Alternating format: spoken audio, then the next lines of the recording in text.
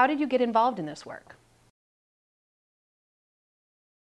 With my graduate work, I actually mastered in sociology with a focus on community health. And I decided that after I graduated, I went to go work for the Center for Disease Control. And then after 2 years of that, I decided, well, federal work wasn't for me. I will go to the university level. And then after that, I moved back to Breckenridge, which is my hometown, and found this job, this coalition, and I actually joined the coalition in a previous job. And for about a year and a half, I was part of the coalition as a member. That when the past coordinator quit the job, I applied and I got the job about a year ago. So, Tell us about your coalition. the We Care Coalition has been operating since 2003. We mainly focus on alcohol, tobacco, and other drugs. But recently, we expanded to youth resiliency and youth mental health. So we've been in operation for a little over 15 years now, and we have a great community for this. Right now, we are actually in between funding cycles.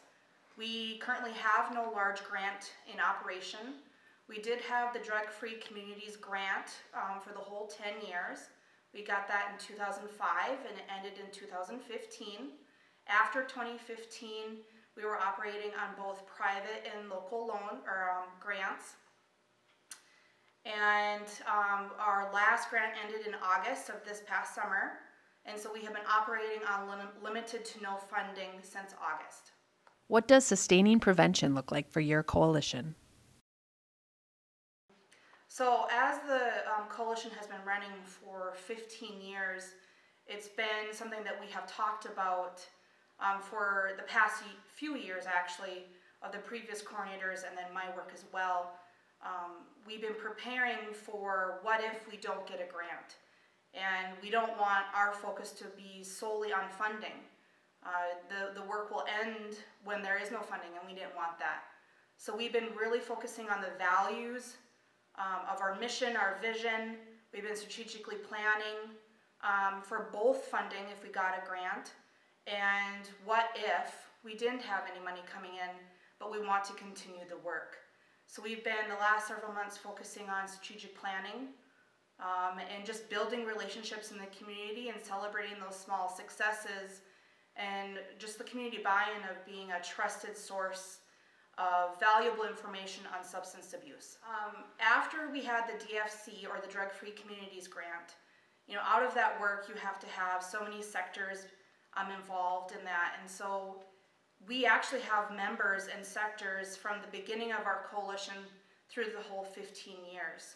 So we have law enforcement, we have county commissioners who have been there since day one, and that's been fantastic for our work. And we also have school counselors, we have social workers, we have healthcare, we have mental health. One area that we're focusing on is trying to get more youth involvement.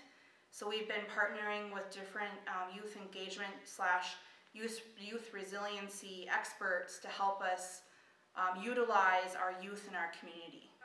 One of our biggest resources for the coalition, now that we have no funding, but it has been throughout the last 15 years, is that coalition members are our greatest resource. Our community is our biggest resource. They donate their time and expertise, and we wouldn't be where we are today without them, donating in kind things for our community events, or hey, I'm an expert in graphic design at my job. After hours I can help you make a poster. So that's been great for our campaigns, just different social norms campaigns, or just small little infographics. It's been great to utilize local experts for free. And that's why the last several months we've been able to continue our work because of the time and the resources that people have donated. How do you think sharing this will help others? So as a coalition for 15 years, we've seen funding come and go. We've seen programs come and go. Just over the several years, we've been operating on private loans after these big federal and state loans, and just know that it's for the coalition to operate for our 15 years. we've been celebrating both small and large successes. And it's important to build the trust in the community. And I always say community buy-in is huge. So take the time to meet face-to-face, build those relationships, and prepare the coalition for both options of, yes, we have funding, that's fantastic, let's dream big, to, okay, we have no funding, but we can do this utilizing our community and just building them up to continue this work.